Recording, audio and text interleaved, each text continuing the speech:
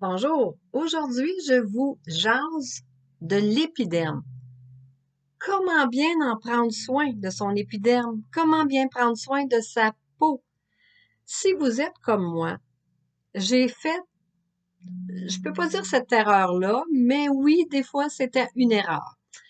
On entend un produit, wow, c'est sensationnel, ça va régler tous mes problèmes parce que bon, j'ai eu des petits boutons après ça. Ah, j'ai des rides, ridures, des taches pigmentaires qui débutent. Ah, rétinol, acide hyaluronique. On se lance littéralement.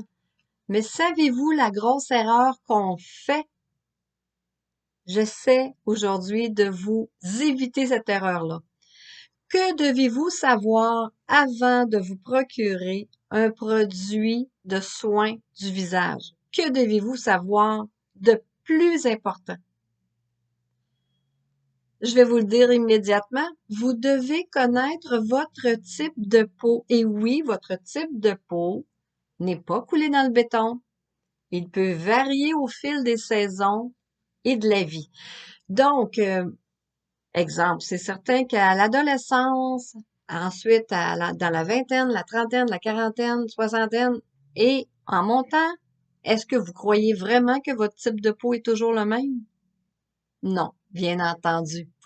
Aujourd'hui, si vous n'êtes pas tellement certaine de ou certain de c'est quoi votre type de peau, je vous pose 5 petites questions bien élémentaires avec un choix de réponse dans les 5 cas. Et ensuite, on compile ça.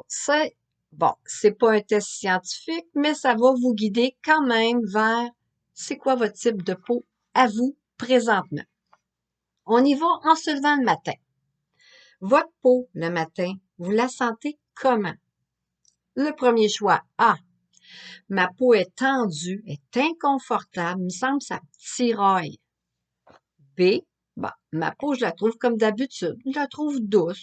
Elle n'est pas plus brillante, puis ni sèche. Pas plus. C. Ben, j'ai hâte de la laver parce qu'elle me semble qu'elle a du gras d'accumuler pendant mes nuits. Alors, répondez A, B ou C à la question 1. Maintenant, votre question 2. Même chose. Elle est rendue vers le milieu de la journée, de votre journée, là. Votre peau, elle est rendue comment? A. Bon, on dirait qu'elle est encore tendue. On dirait qu'elle est redevenue tendue, même si j'ai mis mon hydratant matin. B. Ben, j'ai quelques parties qui sont un peu grasses ou sèches. Mais dans l'ensemble, je dirais que ma peau est douce. Ça, c'est B. C. Ben, ma peau, je trouve que rendue dans le milieu de la journée, ben, elle est grasse, elle est huileuse, puis elle est brillante. On y va tout de suite avec la troisième question. Comment sont vos pores de peau, hein?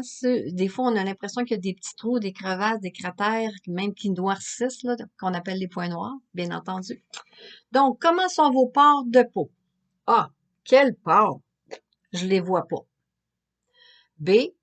Je les vois juste à certains endroits, ils sont surtout dans la zone du T, hein? La zone du T, c'est le front, le nez, le menton. Et souvent, généralement, plus autour du nez et du menton. Ensuite de ça, ben, comment ils sont mes pores? La réponse C, ce serait, ils sont gros. J'en vois partout, mais surtout dans la région nez-menton. Je les vois gros, puis c'est souvent là, comme je disais tantôt, qu'on voit les fameux points noirs. Quatrième question, on arrive là, il en reste juste 2 petites questions. Quelle est la saison que vous aimez le moins pour votre peau? A, l'hiver, parce que ma peau elle devient gercée et sèche ou gercée ou sèche, puis ça fait mal. B, chaque saison présente quand même ses petits défis. C, on parle toujours de la saison qu'on aime le moins pour notre peau, c'est l'été. Parce que j'ai l'impression que mon visage est tellement gras que même mon maquillage tient pas, il veut fondre, il coule. La dernière question, 5. Quel produit de soin de la peau vous avez pas mal toujours avec vous? Ah, bah, j'ai soit un petit lotion ou une petite crème hydratante pour le visage parce que j'ai souvent des endroits secs ou qui me démangent, tu sais, que ça me pique. B, ben, ça dépend de la saison. En été, ben, je peux avoir de la poudre avec moi, puis en hiver, ben, je vais plutôt avoir un petit hydratant supplémentaire avec moi. Et C, ben, j'ai des lingettes absorbantes ou de la poudre pour réduire la brillance, tu sais, pour matifier parce que je deviens la peau facilement brillante. Alors, vous compilez vos 5 réponses.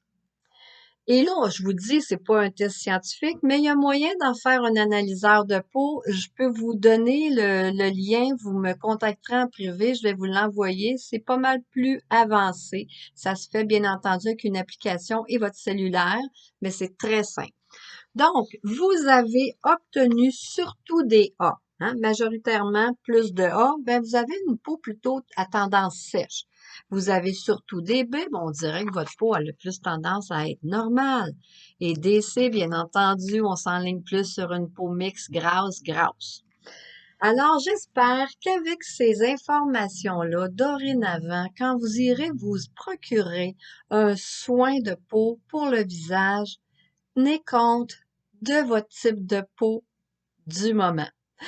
Je vous dis à bientôt et dans une prochaine chronique, fort probablement que je vais démystifier avec vous, c'est quoi la différence entre une peau sèche et une peau déshydratée? Et c'est quoi la différence entre la coupe rose et la rosacée? C'est les deux dernières des petites affections de la peau, tout comme l'acné d'ailleurs. Et on essaie de trouver des solutions pour que vous vous en sortiez d'une façon le fun. Bye bye!